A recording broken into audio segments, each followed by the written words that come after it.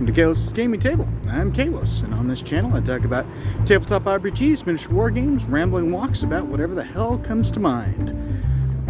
Still in Orlando. Today is my last Monday in Orlando. Definitely on the short part of this trip until I get to fly home back to Austin. The weather's fairly nice. It's a little humid, but not like it was when I came during the summer. All in all, it was a pretty good day. Nothing too major going on, which is always a plus. You know, we'll see what happens when I get back to my hotel room, but right now it's pretty good. Yesterday I talked about Alpha Strike and all the reasons that I liked it. And I, was thinking, and some of my friends back in Austin have had this conversation before. Going back, again, a lot of people have a negative taste in Battletech because, they see it as this clunky, this old, grognard style game from the 1980s with hex spaces and goofy looking mechs and, just too much paperwork, so on and so forth. So, we have been talking about how do we sell Battletech to new players. Evangelize, I think that's the word Robin used. I might be missing something in there. Correct me if I'm wrong. I'll look it up when I get back to the hotel room. But basically, you have to be a salesperson and figure out how to get that new player into the game. You have to, how do you draw that Warhammer 40k player or that other miniature games player away from Star Wars Armada or Warhammer Fantasy, whatever the case is, and get them into Battletech. And there's no one silver bullet, there's no one right answer that's going to do this, but there's a bunch of different things. And if you're looking to try and grow your Battletech base, if you are trying to get more people into this particular portion of the hobby space, here's a few things that we have all come up with, and so far they're pretty useful. Well, first, the good news is Battletech is not some brand new game that just came out and you're trying to get more players into it. Battletech, is 35 plus years old. There are, people that recognize it. A lot of people have their experience with Battletech through computer and video games, whether it's the Mech Warrior games, Mech Commander. If you had, I think it was on the Xbox, Mech Assault. Mech Assault 2. Never played either of them. Seen a few things about it, but when people have seen me looking at stuff with Battletech, they immediately bring up Mech Assault, and I was like, yep, it's based in the same universe. Don't know anything about it, but same thing, big mechs trying to destroy each other. People will also mention, like Robotech, because, looking at the old Unseen mechs, at least some of them, they were based off the same designs, from Macross that, Robotech used. And there's some familiarity there, especially if, Robotech was your entry point into anime. There's a company that actually is putting out Robotech miniatures that I know people are getting to get that more classic feel as opposed to the redesigned, reseen that CGL has put out. But if you're looking to get people to play the game, well, first off, you have to show them the game. And, that sounds simple, that sounds easy, but you got to get it out in front of people. You can't just, sit around and wish that more people played Battletech. You have to be the engine that drives this particular change. The best way to do that is to get a table at your friendly local game store, set up some maps. If you're playing Alpha Strike, get some terrain, put down some middies, and actually play the game. Now, to that, it's not a requirement, but I do highly recommend that you have painted minis, whether or not they are professionally painted or not. Most people aren't going to care how good or how bad a miniature looks, at 3 feet away, as long as it doesn't look like a lump of metal or a lump of plastic. That's going to draw the eye of people wandering by, and they're going to go ahead and, want to watch. We've been playing some flavor of Battletech at our friendly local game store every Saturday or every Sunday for, I don't know, over a year at this point. And on those days, we usually have a pretty good draw of people wanting to come and watch. You know, they go, oh, I remember Battletech, or, oh, is this kind of like, you know, Mech Warrior? And, you know, that's a great way to get the conversation started. You can talk about the game, how it's, you know, based off the, you know, the same franchise, talk about some of the mechanics. And if they've got time, go ahead and give them a mech and let them play. Show them how to play. Give them the best, if you're doing like a one-on-one duel and, you know, you're trying to teach them to play, give them the better mech, give them the basics on how to play, and play suboptimally. Because, you know, you don't want to play a game where you monkey stomp the person their first time out. That is not a good way to get people into the hobby. You know, I'm not saying, you know, throw the game, but, you know, show them some things, you know, the mistakes that you made so that they can potentially capitalize on them, and, you know, let them have some fun. You know, like the starter set, you know, you've got the Griffin and the Vindicator, or if you've got the old version, you know, the Griffin and the Wolverine. I would give them, you know, the Wolverine for certain, and probably the Vindicator, because it's got multiple weapons. It's in some ways a lot more flexible, and, you know, you want to make sure that they have some fun. If you're really wanting to, you know, not burden them with trying to have to worry about heat management or structure, certainly go with the, you know, the introductory sheets that just have the weapons and armor and cross them off. You can still, you know, cross off, you know, items that are destroyed and such. I mean, they're still going to get the basics for how to move, how to jump. You know, facing it's important. You're not going to worry about things like torso twisting or anything like that. But again, we're not looking to push them into the deep end, at least not yet. We're wanting to get them, you know, wanting to play, and with luck, actually having some fun. This is where also having, you know, sometimes having a crowd of sorts watching, because, you know, when invariably they're going to want to DFA somebody. You know, I have yet to meet a new player that, you know, realizes they've got jump jets and have heard about the death from above that doesn't want to give it a try. Whether or not they land, it's not important, but it's like watching them roll the dice, seeing where it goes, and then finally seeing whether they land it or not. If they don't land it, it can be very comedic depending upon how badly the fall is, or how bad the fall is. At the same time, if they do land it, that is going to send up a bunch of cheers around around the table as they land that death from above. Anything that's going to get the adrenaline going, get that blood pumping, get that excitement built, that's going to help, you know, get them to want to play again.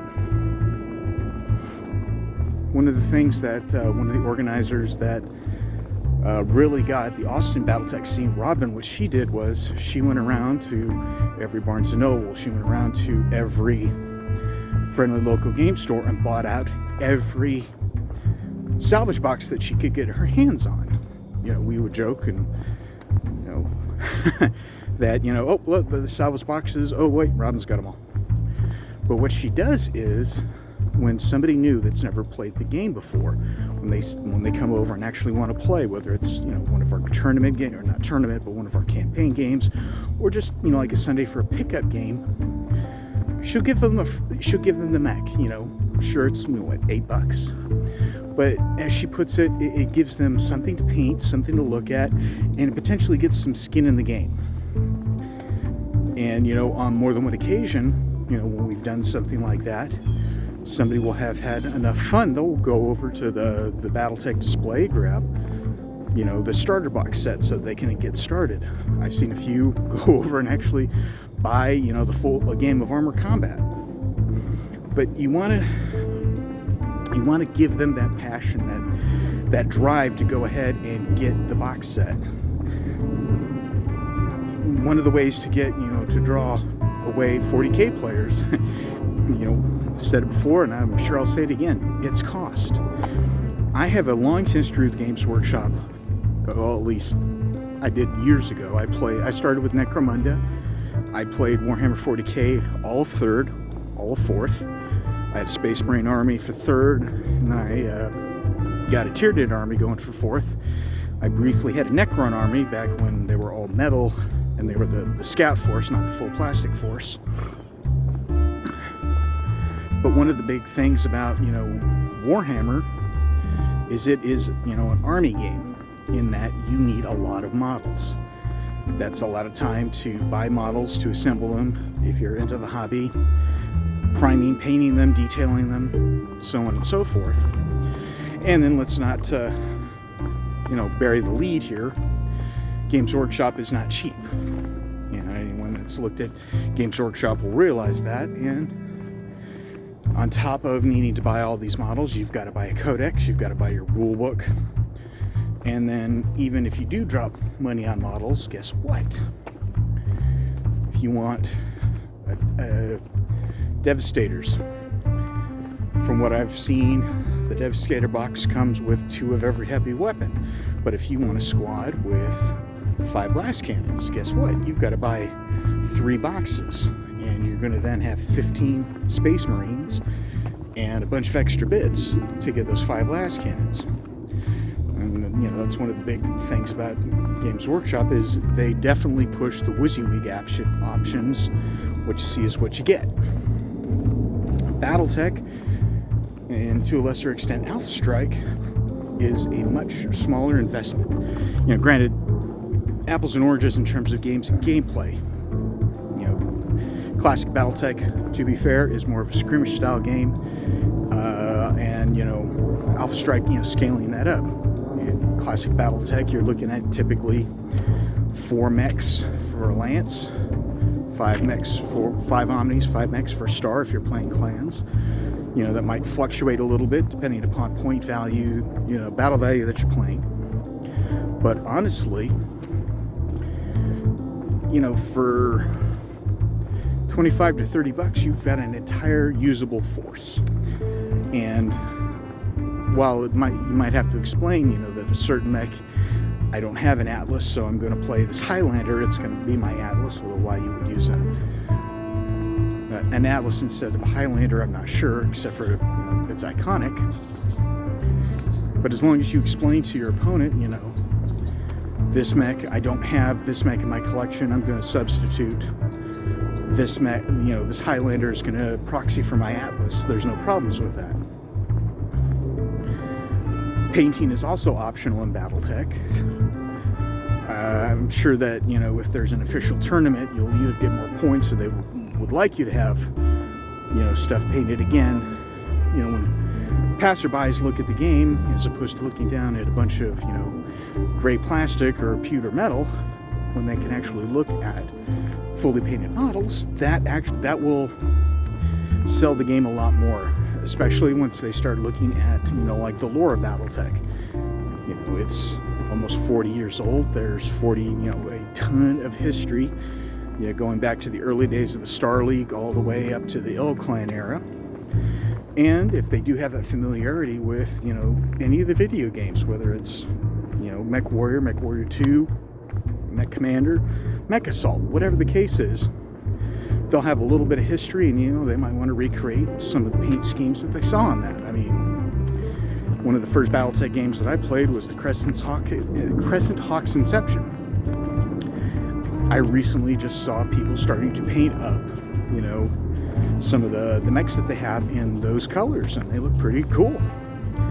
The other thing is, if you don't like any of the colors, you can, if you wanted to paint them up like Ultramarines or Crimson Fists, or, pick a faction of your choice from a different game altogether. You can paint up all your forces like that, and, they're a mercenary unit or they're a special house unit. Me, personally, I've got my mercenary unit, Tucson's Raiders, and once I get back to Austin, I plan to, start taking some pictures, some videos of them, especially now that I've got better lighting, showcasing, my paint jobs. Especially, you can especially see the growth from, the first game of Armored Combat that I got, a couple of years ago, to stuff that I've gotten recently. I'll also include some of the 3D printed stuff that I've acquired, but that will help get people involved. And I know classic Battletech, you know, a lot of people don't like, you know, the fact that it's played on maps. So something else that people often do will get them started in Alpha Strike. Alpha Strike is a great way to pull away players from game systems that are, you know, have a similar look or feel, you know, from having terrain, being on standard 4x6 board, measuring with a tape measure as opposed to having to count out hexes, true line of sight, you know, so on and so forth. And if they like the, you know, as you get them used to it, you know, you might swing them over and introduce them into classic Battletech. We've had, you know, games of Alpha Strike going on one table and classic on another, and in between turns, or, you know, let's face it, Alpha Strike is typically going to be finished, you know, well before the classic games are, more often than not. They can come over and watch. And the same kind of thing, once you start getting that adrenaline going from watching, you know, your opponent rolling, do they get that critical hit? Do you land your DFA? Are you able to stand after taking that withering fire for a turn? Are you able to get up and actually kick the leg off of, you know, your opponent? You know, one game that I played, I ran up with, I forget what I was in my flashman, and I ran up to the base and there was a Warhammer, you know, hiding in behind a wall. I ran up, kicked his legs clean off, and, you know, it was pretty exciting. You know, frustrating for Robin because she was the one piloting the poor Warhammer. She was the op 4. But at the same time, you know, that's the kind of thing that you want to generate. And even when you do start taking critical hits, you know, that, you know, holding your breath, you know, when they hit that left torso and, oh shit, is there ammo in there? Are you going to hit that ammo, or are you going to hit like a heat sink or something like that? But little things like that to help, you know, get that interest, that adrenaline going. And by showing the game actually being played, as opposed to, you know, just, oh god, that's Battletech, that's that old fogey game, you know, Math Tech or whatever, a game of charts. And, you know, for anyone that complains about the charts and tables in Battletech, I laugh at you in Rollmaster. You know, Rollmaster has entered the chat and laughs at you, oh sweet summer child. At any rate, that's a conversation for another time. So, yeah, that's what you've got to do, and this really is for smaller games. In order to get players, this is, you know, I talk about Battletech, to a lesser extent Alpha Strike, but if you're trying to get people into other games, you know, this is the same kind of thing. You have to show the game, you have to play the game.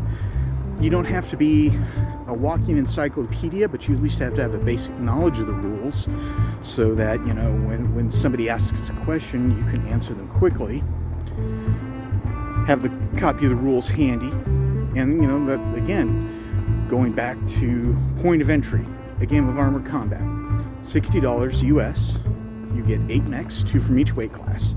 You get a full copy of the base rules. You know, this is not going to be, it's not going to include infantry, it's not going to include vehicles, aerospace, nothing like that.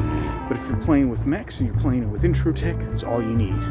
It comes with a couple of maps, comes with some dice, comes with some punch outs, you know, to spice things up on the field, and it also comes for terrain, like additional woods, hills, things like that. And I believe it also comes with some punch outs for additional mechs. So if you want to field more than what than it comes with, you certainly can. As long as you know which way the proxy mech is facing, or the punch out mech is facing, that's all you really need. It even comes with the record sheets. You know, Warhammer 40k, if you wanted to get a bunch of stuff for your Space Marine army, you know, how many different data slates or codexes or whatever do you have to get? For Alpha Strike, if you want to print out a bunch of cards, you can go to Master Unit List, filter by age, manufacturer, whatever the case is, print your cards out for free. There's, you know, additional programs like Jeff's and Flex Sheets that you can also print your sheets off of, or, you know, run your mechs that way. But at the same time, again, that's free. You can also download programs like Solaris Skunk Works, and I forget the other one, that basically have that tie into master unit list, and you can print out custom mech sheets. You know, if you want to take a Marauder, drop the 2 standard PPCs, throw in some ER PPCs, and, you know, swap out some heat sinks, you can quickly do that, print out the sheet, and waka waka, you're going to war. That's one of the things that we do in our campaign games, because we're able to at some point customize the mech so that you're not driving like a stock Thunderbolt 5 SE. You know, you might drop, you know, the machine guns out of your Thunderbolt, put in some small lasers, or add additional heat sinks, you know, whatever the case is. But customizing your mechs is, you know, certainly a lot of fun. But, you know, that $60, you get all of that. If they like that and they want to branch out into the next era, you know, you've got the Clan Invasion box set. That's $50 US. You get 5, you know, classic Omni mechs, including the Timberwolf. You also get 2 points of elementals, so if you really want to spice things up, you can actually start fielding infantry. Or battle armor, I guess, not really infantry. But it comes with you know, a supplemental rule book with all the clan tech and how to use all of that stuff to really start, you know, beefing things up. You know, expanding outwards, because contrary to popular belief, at least with a certain segment of the fan base, Battletech did expand beyond 3025. Now, to be perfectly honest, a lot of people stop at the Clan Invasion, but there is a lot of room to play in between. And, you know, again, that's where you're going to, you know, play some games. When you know, people stop by, we've had plenty of people just stop in and ask questions. And, you know, yeah, we play every Sunday, or, you know, we do this. We play every Friday night at Wonko's. We play every Sunday, you know, here at Dragon's Lair, whatever the case is. Advertise. One of the things that Robin did out of her own pocket is she prints business cards with, you know, our logo, the logo for, you know, Battletech Austin, but there's also a QR code to scan to get us to get whoever to the Battletech Texas Discord channel. And, you know, there have been numerous additions to it for different areas. It's not just Austin. You know, we've got a bunch of different regions in Texas, and I can only imagine that there is something similar in other states. So, I mean, if you live in Montana, I'm sorry, I'm sure there's something like that here in Florida. I just haven't really had a chance to look it up. And if there isn't, guess what? Go ahead and start something. You know, Robin, as Robin explained it when she first started, she was expecting, you know, 4 or 5 regular players doing some chaos campaign stuff, playing, you know, a couple of times a month, having fun. And, you know, this just exploded. She had no idea there were so many Battletech fans, and especially new players, because not all the people that are playing are, you know, people that started in the 80s or 90s. You know, we have people that, I think there's a couple that aren't even legally able to drink yet, which is awesome, because that shows that, you know, the game isn't just that old fogey grognard game. You know, young people are wanting to play it. And I'll be perfectly honest, when I go into my friendly local game store, I do see younger people looking at Battletech, looking at it, and I hear them commenting, wow, all of that for $60? And, you know, we'll talk it up a little bit. You know, hey, yeah, we're playing over here. You want to come watch? You know, give it a go? Here's some dice. Throw some dice. Move it around. You don't even have to own anything. We'll let you play. We've got the mechs. We've got the dice. We got the sheets. And it's little things like that. You know, you have to be inviting. When I first moved to Texas, and I went to the one of the Dragon's Lair locations before it moved to where it is now, there was a room in the back where most of the miniature games are played. And there was a group of people playing Battletech. And I was like, oh wow, Battletech. Because, you know, like a lot of people, I figured it was a dead or dying game. I went over and tried to chat them up. You know, hey, yeah, I've got a bunch of Battletech minis I haven't played in a while. You know, can I play? And they... Unfortunately, that particular group is very cliquish. I was the new guy, and I got the cold shoulder, and I never really went back or tried to engage them. Don't be that. You want to entice people. You want to show excitement and interest if they're asking about Battletech. And I've never had a bad experience talking about the game to somebody brand new or somebody coming from a different game system. Don't talk bad about 40K. Don't talk bad about whatever game system they're coming from. You want to be polite. If the topic of money comes up, absolutely. $60, you get this. If you want the Alpha Strike box set, $80, you get 13 mechs, a bunch of terrain, a full rule book, some cards, dice, and novella. The whole thing. Don't try to do too hard of a sell, because they'll pick that out. But you want to make them want to have that conversation with you, and you want them to be the ones to take the dice. Roll some dice, move the guys around, or the gals. And that's the great thing about Battletech. It's typically gender neutral, and unless you state otherwise, that's conversation for another day. But yeah, once they get into play, once they have experienced it, once they start seeing that thrill, then you can start, branching it out to, as opposed to just the single mech. Give them two. Give them like a light and a heavy, or a light and a medium, so that they can start getting used to tactics. This is where initiative is going to come into play, where they learn very quickly that winning initiative can be a game changer, especially when you're able to maneuver that locust, in between, behind a target, or they get to move something heavy into place and just absolutely light you up. If you're playing friendly games, teaching games, however you want to look at it, because that's something that Robin will do periodically. That's how she started, or at least that's how I started with it. She started with a trial of, let's see, what is it? Oh God, my brain is fried. But basically, before you can pilot a clan mech into battle, you have to defeat somebody in combat. And that's what we did. We all picked, like a clan heavy mech and went to town. Do something like that. Trial of position. That's what it... Hey, my brain does work. Mostly. Do something like that. And that also, if they've read any of the novels, if they played any of the old Mech Warrior games, that also gives them a feel for like, oh, hey, yeah, this is familiar. I remember doing Trials of Position, to advance. And it's a lot of fun. And one of the things that my friend Brian, he's running a big old campaign. Everyone runs a single mech. Robin was doing the same thing with her previous 2 campaigns.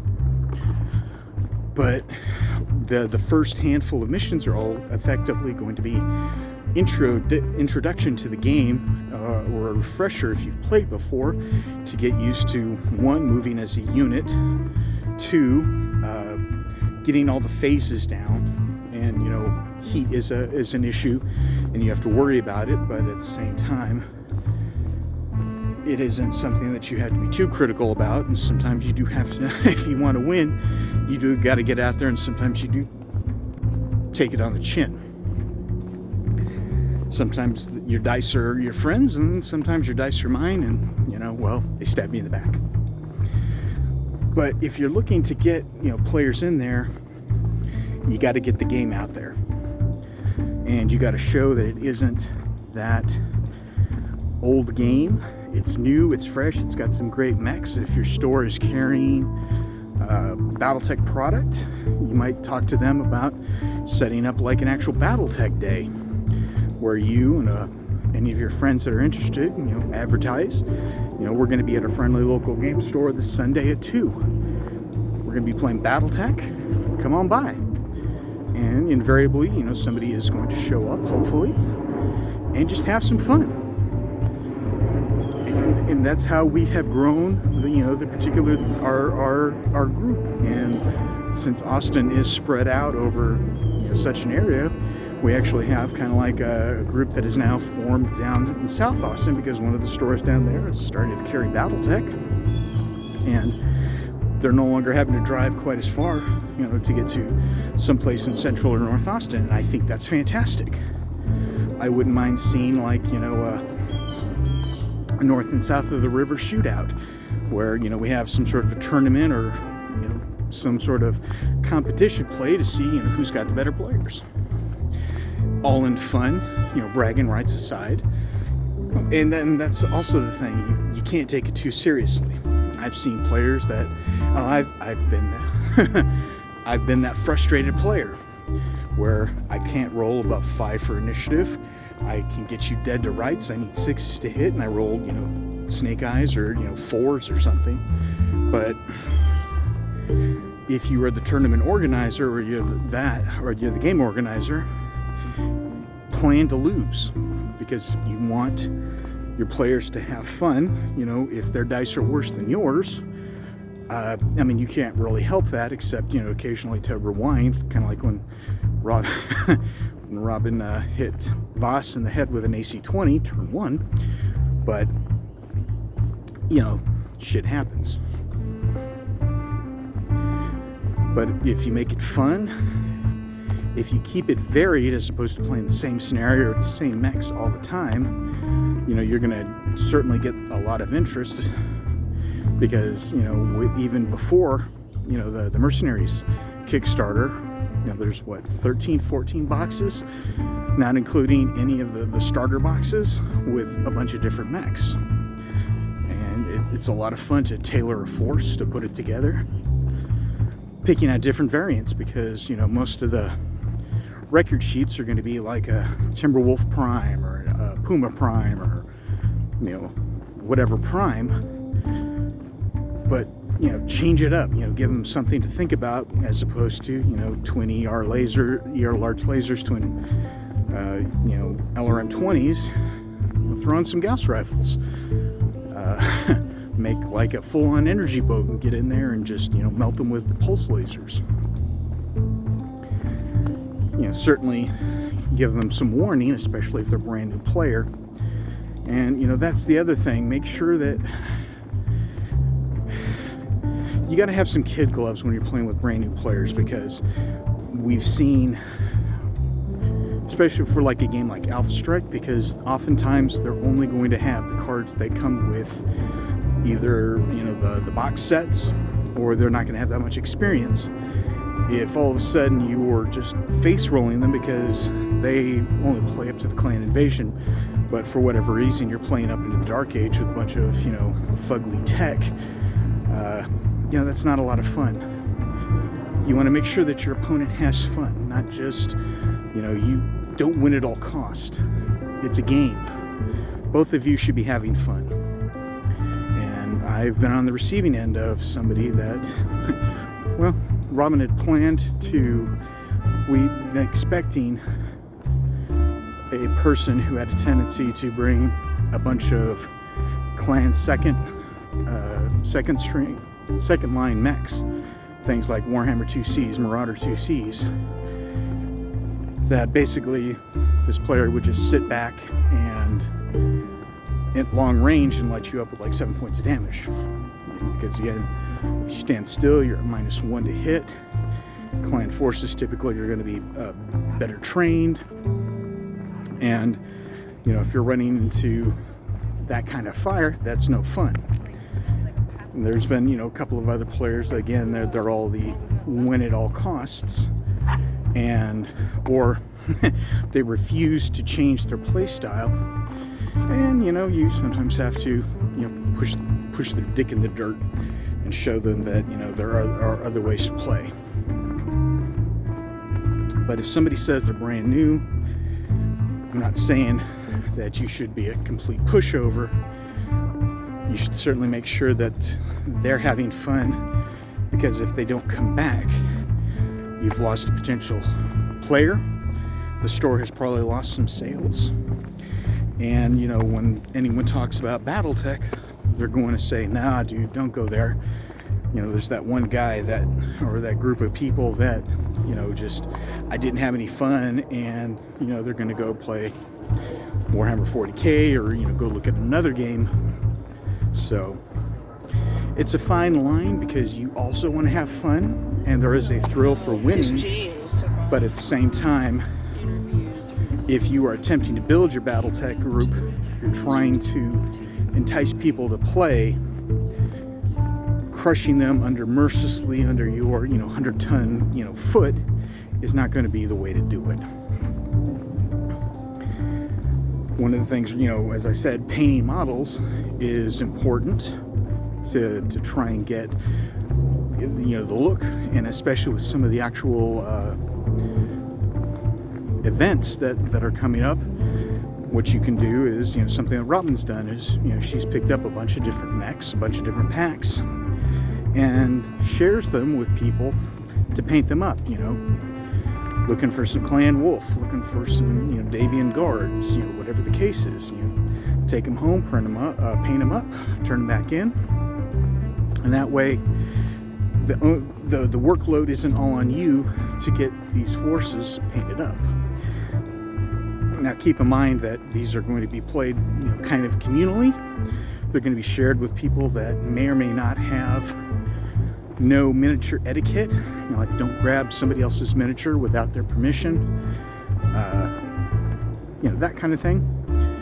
So keep in mind these models don't have to be painted up to Golden Demon levels, and you might have to touch them up. Definitely make sure that you seal them, but try to make them make the lines even, make them look good at 3 feet. People were talking about elementals, the little powered armor that the clans field, and my trick to that, prime them, hit them with some sort of speed paint, let it dry, go in with a fine brush, and if you've got them, like a magnifying glass or something, hit some color on a shoulder pad, paint the visors, paint the weapons, carefully paint up the smoke plumes for the 2 that are jumping on the base. Carefully paint the base black, or put some little bit of sand or something on it. Paint the bottom of the base so that it's an even color. And call it done. When you're moving elementals around on the board, nobody is going to see any stray brush strokes or something like that, because a mech is tiny as it is at 3 feet. That point of elementals is going to be even smaller. And the only way that you're ever going to get better for painting your models is to paint. You're going to... I've been painting models for 25 years now. I am decent to okay. I would never consider myself an expert painter. I do consider myself a paid painter because I have painted models for people before, but I don't do commission work. I don't sell my services as a professional painter. But the only person that you're competing with in terms of painting is yourself. You never have to, you might have a friendly rivalry with somebody. If somebody paints better than you, or you feel that they're better, don't take it personally. They're not looking to rub your nose in it. Strive to get better.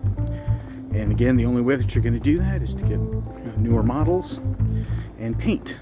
And I personally have thought about stripping some of my older models and repainting them, because you can definitely see an increase in quality from some of my older figures to the newer ones that I painted recently. But at the same time, I think it's pretty fun to see that progression, going from when I first started painting battle mechs a couple of years ago with Game of Armored Combat to where I am now.